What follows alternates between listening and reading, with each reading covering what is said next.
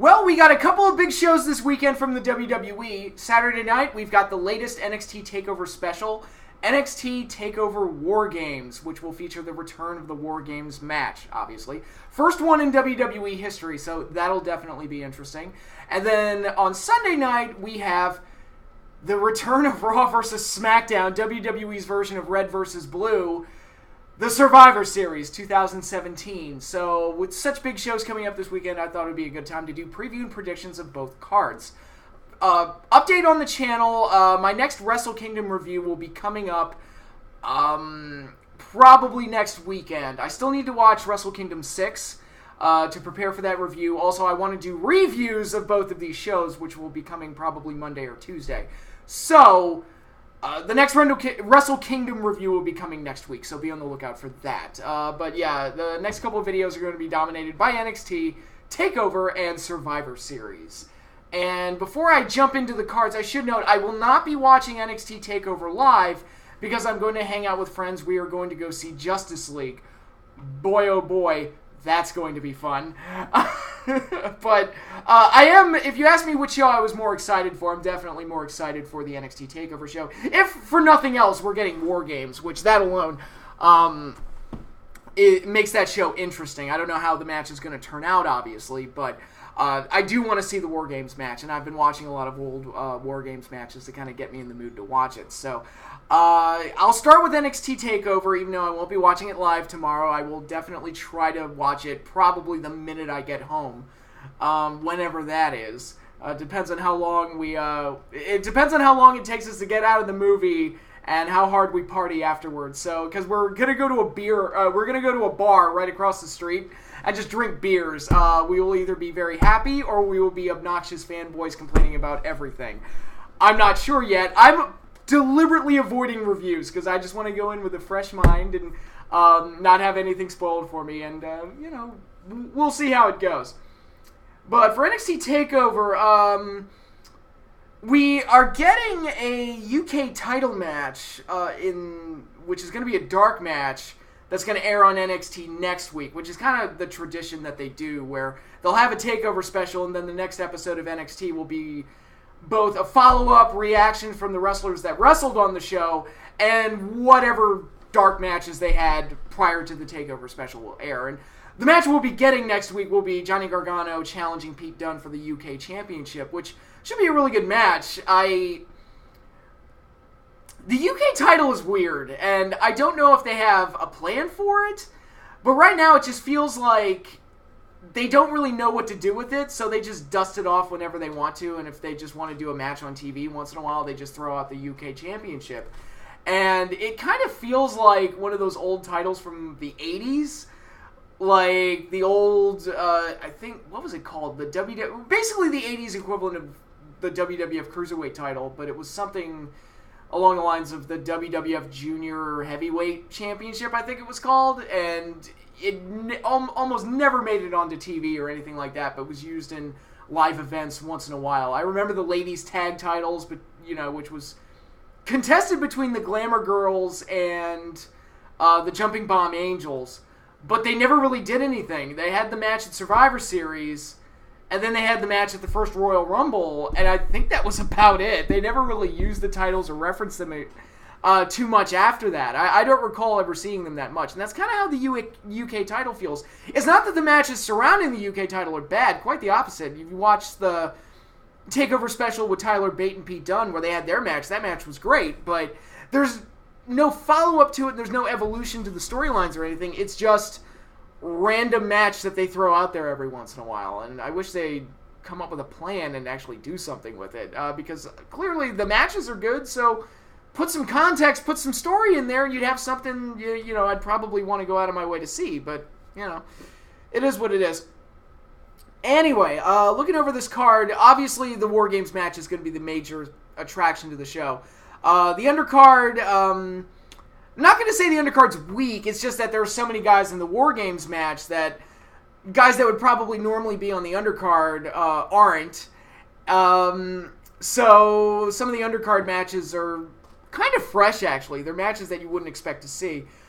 We've got Cassius Ohno taking on Lars Sullivan. who I don't believe Lars Sullivan has been on an NXT TakeOver special yet. Ono has, but it was in, like, tag matches. So this is his first, as far as I know, this is his first singles match on a TakeOver special. I still think he needs to get on a treadmill or something. It's like, again, I'll say what I said last time. Dude either needs to lose 20 or gain 30 and make it his gimmick, because this in-between shit ain't working. And it's funny to me that Bull Dempsey's the one that got the fat gimmick when I think Cassius Ohno's clearly fatter than him. It's like, dude, they're called treadmills. Just get on one. Work out a little bit. It's not going to hurt. As for his opponent, Lars Sullivan, who I definitely think should go over in this match, I like him. I think there's a lot of raw potential there. I think he's got a good look. He's believably, fierce and good power wrestler by all indications. I'm sure he's still green, but they've done a very good job of hiding his weaknesses, if there are any, which I'm assuming there are because he's so fresh. I don't like the name. I think I've made that point before. How did he end up with the name Lars Sullivan? Is that his real name? Let me check real quick. See if is that actually his real name. I think it is. No? Dylan Miley. Is that his real name? Okay. So how the hell did you settle on the name Lars Sullivan? That is so bad. It's just so... I don't know. It's such a plain, bland, ordinary name for a guy who's supposed to be this fierce, scary dude. And I'm thinking, man, couldn't you go by, I don't know, Titan or Hercules or Man Mountain Rock? I don't know. Anything's better than Lars Sullivan, but in any case, I like Lars Sullivan. I think there's a lot of raw potential there. I think he should definitely go over here and just continue his dominant streak and just let him move forward from there. But they need to craft a better identity for him, I think. I think, like I said, I think there's a lot of raw potential there, but they need to craft a better identity, and Lars Sullivan is not a good name. And when he gets moved up to the main roster, they're going to call him just Lars. It's just, I can see it. Or just Sullivan, whatever mood Vince McMahon is in that day. Because for some reason, Vince hates a first name and a last name. You got to drop one of them. Anyway, so there's that match. I think I talked way more about that match than I had any business to. Next up, we've got Aleister Black taking on the Velveteen Dream, who, as far as I know, both of them are undefeated. So I like it when they're able to do things like this. And this is the benefit of squash matches, where you build guys up with squash matches, you can build them as undefeated, and then you have them cross paths at the big show. And right there, you don't really need to do all that much. It's, you got these two unbeaten guys, who's going to win? And that's all you need. I think back to... And these guys had a lot more put into their undefeated streaks, but I think back to when Lex Luger and Tatanka faced off in the King of the Ring tournament. That match was instantly interesting to me, and granted I was young, but also I was like, both guys are undefeated.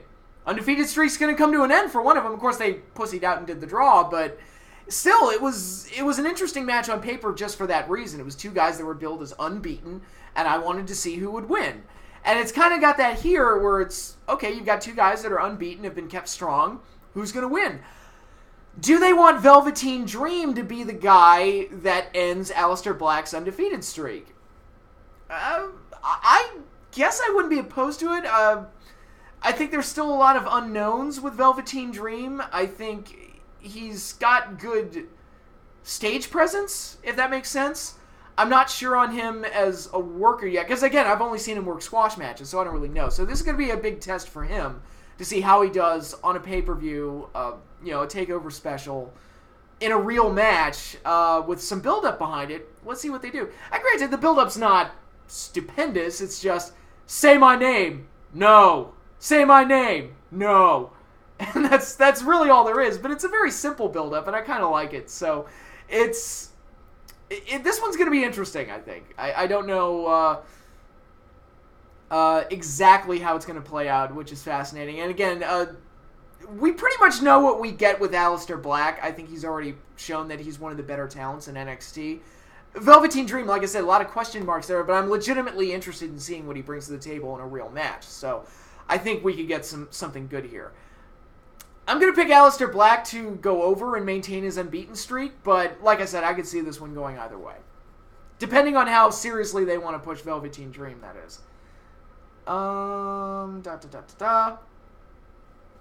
Next up is the four-way for the women's title, the vacant women's championship, since Asuka forfeited the title since she was moved up to the main roster. I think that this is a good match to have. I've said before I'm not a fan of multi-man or multi-woman match, in this case, being used to determine a champion, but since it is a vacant title and they had these competitors win matches to get into the match, I'm okay with it. And I'm like, all right, that's fine. And you're not giving away a big one-on-one encounter, right away. You're kind of starting with a clean slate and just crowning a new champion. It's like, okay, that's fine. I'm completely fine with this. And honestly, I'm looking at the four women involved. I could see any one of these four winning it. It's Ember Moon, the Mae Young Classic tournament winner Kairi Sane, Nikki Cross of Sanity, and Peyton Royce with Billie Kay in her corner. I can see Ember Moon winning it, then finally giving her the belt after her battles with Asuka and coming up short. I could see them giving her the win and letting her run as a dominant champion. I can see them continuing to run with Sane, giving her the Mae Young Classic victory, and then giving her this victory to kind of solidify her as a mainstay in the women's division and just keep her going strong. I can see Nikki Cross winning it because she is so great at playing this psycho character that she has that I can see them making her this scary heel that kind of rules over the division. She also had one of the better performances in the women's division of the year in that match she had with Asuka a few months back. And I can see Peyton Royce winning it because she's the most clear-cut heel in the thing. So give the win to a heel and then let the babyfaces chase her. Because as I've said, babyfaces are typically better when they're the chasers. And yeah, so this is interesting. This is rare. I can't remember the last time I saw a four-way where I could honestly see any one of the four winning it. I'm going to go with Kairi Sane to win. But like I said, I'm not... It's almost an even 25% across the board for me and who could potentially win it. It really is a toss-up on who can, which makes it more exciting. I legit don't know who the women's champion is going to be by the end of this match, so I am interested in seeing who wins it, and I think this is a good way to follow up on Asuka having to forfeit the title and then crown a new champion. So, yeah, I'm excited for this one. I think it could turn out to be really good. And next up, we have the NXT title match. Drew McIntyre defending against Andrade Cien Almas with Zelina Vega in his corner. I kind of feel the same way about this match as I did about the Bobby Roode Hideo Itami match earlier in the year, where I just felt like there is no way on earth the champ is dropping the title. There's just no way. This is a clear-cut retention for the champion. I would be very, very surprised if Andrade walked out with the belt. And the reason I say that is because they clearly want to do Drew McIntyre versus Adam Cole. And I think they've got a TakeOver special in January, and they've got one WrestleMania weekend, so we're probably going to get it one of those two shows. And to me, I just don't see them giving the belt to Andrade and disrupting that. I could be wrong, but I would be very surprised if he won the belt. Now, I will say this. I did not like Almas initially when he came in. I did not like him as a babyface. I didn't like his whole act. I just didn't care for him. Turning him heel, putting Zelina with him, fixed almost all the problems. I think it's like he's almost a completely different character, different worker now, and way more fun to watch. I think Zelina adds a lot to him. I think he carries himself better as a heel, and I think he's a way more interesting character as a heel. So this match is much better with him as a heel than it would have been if they had kept him face. So, I referenced it with Naito, and I talk about it with Roman Reigns all the time. Turning a guy heel when he's clearly not working as a face, there's a precedent for doing that because it fucking works. And almost every time they do it, the person turns out better than he was before. The only exception I can think of is Maven. He was a bland and shitty babyface, and then he became a bland and shitty heel, but even then he didn't turn out worse. He was just kind of the same. So, we keep talking about ways to fix Roman Reigns, and I think a heel turn would be a way to do it. And they just, for whatever reason, they don't want to do it. But anyway, I think this match could be good. I'm not expecting it to be very dramatic, though, because I'm almost 100% certain that Drew McIntyre is going to retain. But again, we'll see. And then from there, we got the main event, the War Games match, which I expect to go pretty long, as War Game matches typically do. I mean, I don't think, was there ever a War Games match that was under 20 minutes? I think, if I had to guess, the shortest one was probably the one in 97, where Curt Hennig turned and joined the NWO, because it's like, he was the last person in, then turned, and then just fucked the whole match to hell, and it was over within a couple minutes because of that. But anyway, this is going to be a 3-team War Games match. The Authors of Pain and Roderick Strong, which is a very weird pairing, versus Sanity, members Alexander Wolf, Eric Young, and Killian Dane, and Adam Cole, Bobby Fish, and Kyle O'Reilly of the Undisputed Era, which is such a terrible name. I like those guys, and I like the group, but that name sucks. That is not a good name, but anyway, so it's a 3-team War Games, which a lot of people have said is an indicator that they're going to fuck this up, because the worst War Games match of all time was the one in 98, which was WCW versus Wolfpack versus NWO. My response to that is, I think that match was terrible because of how they booked it, not because the idea of a 3-team War Games match doesn't work. That's just my take. I just feel like all the stupid antics that they did with the Ultimate Warrior and various other things that they did in that match, that's what made it one of the worst. It wasn't so much that they had 3 teams. There were 9 guys in it. It was the fact that it was just poorly booked and just kind of a mess, as WCW was prone to doing in its later years. I am excited to see how this plays out. Seeing the 2-ring setup again is going to be really neat. That was something that was always so visually interesting to me whenever WCW did it, because the entire show you'd have a second ring set up, and it always looked so strange but so awesome too. And I don't know, it was one of those interesting visual differences that separates it from other shows. You know you're watching a War Game show when you see a show with 2 rings, even if the cage isn't set up yet. And I like stuff like that. I like it when shows look different. That's one of my problems with wrestling in general, is that you watch any Impact, they all look the same. You watch any Raw, they all look the same. You watch any SmackDown, regardless of the venue, they all look the same. The only ones that kind of get away with it is Lucha Underground for me, because they just... the Temple is almost like a character in the show all to itself. So, but even that, I wouldn't mind if they did something kind of like in Breaking Bad, where they had to get to that point where Walt and Jesse destroy the RV, even though the RV had been almost like a character in the show unto itself at some point. You got to get rid of it. So I wouldn't be mad if, say, in season 4 they blew up the Temple or something, just to kind of do that and change the setting a little bit and do different things. But anyway, huge sidebar. I am really excited for the War Games match. I'm very interested in seeing what they do. And like I said, War Games is a very tough match to do. It isn't easy. And it's one that they have to work very hard to get right. But when it's done right, it's beautiful. And I think my 2 favorite War Games matches were the ones from the 91 and 92 Wrestle Wars. I think both of those matches were War Games at its very best. And if they can deliver something even half as good as those, I'll be happy. And honestly, I think part of the appeal is, look, they're just doing War Games again, so they would almost have to work to screw it up, I think, because people are just excited to have War Games back. But yeah, who wins?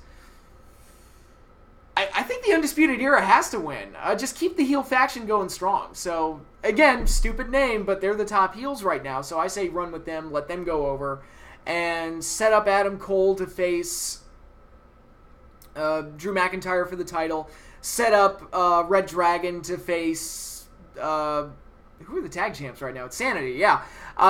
Let them be set up to face for the tag titles at some point.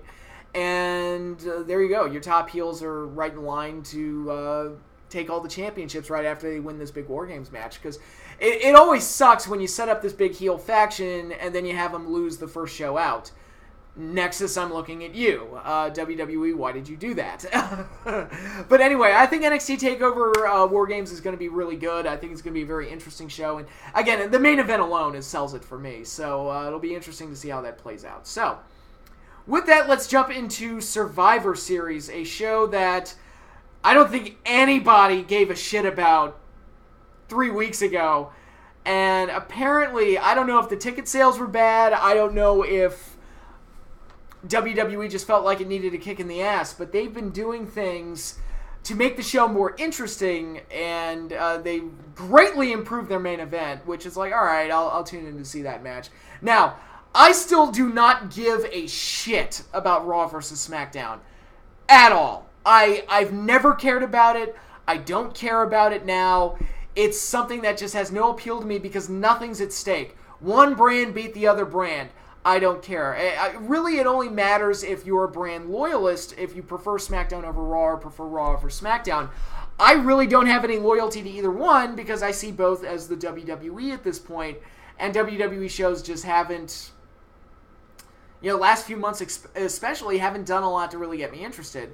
The last couple weeks have been better, and they've done a few more interesting things, but they've got to build up their goodwill again after the long period of mediocrity, and I really don't feel. That's why I kind of shake my head and go, really?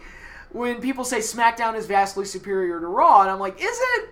Is it really? I don't know. They're both kind of the same to me. It's just that SmackDown's an hour shorter. But in any case, let's go over the card. What do we have here?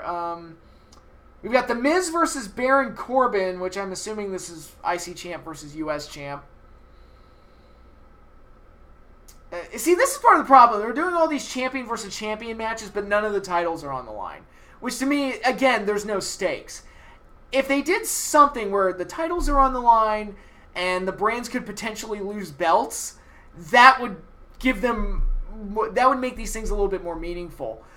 If they did something where the winner of the Raw versus SmackDown 5-on-5 match, or maybe if the brand that wins the most matches throughout this show gets the WrestleMania main event, or the last 10 spots in the Royal Rumble, or the Money in the Bank ladder match next year, or something, anything that gives us more of a reason to care, then I think the show would be a lot more interesting. But as it is, it's just red versus blue, and I just don't care. And Miz versus Corbin, does anybody really care about that?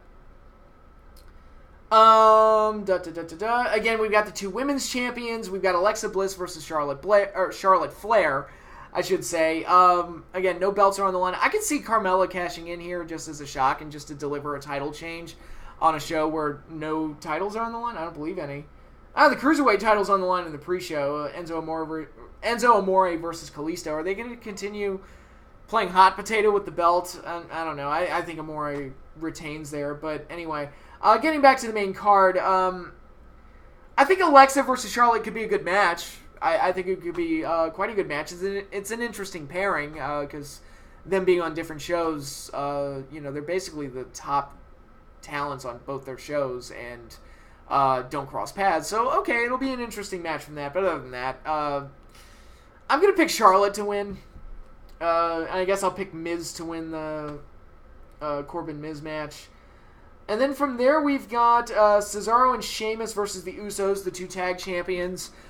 I think this match could be a bit of a sleeper hit. It's going to be tough, though, since both teams are heels. But I think they're going to put on this action-packed, really good tag match. And I think Cesaro and Sheamus are kind of going to be the baby faces by default, since people kind of inherently like Cesaro.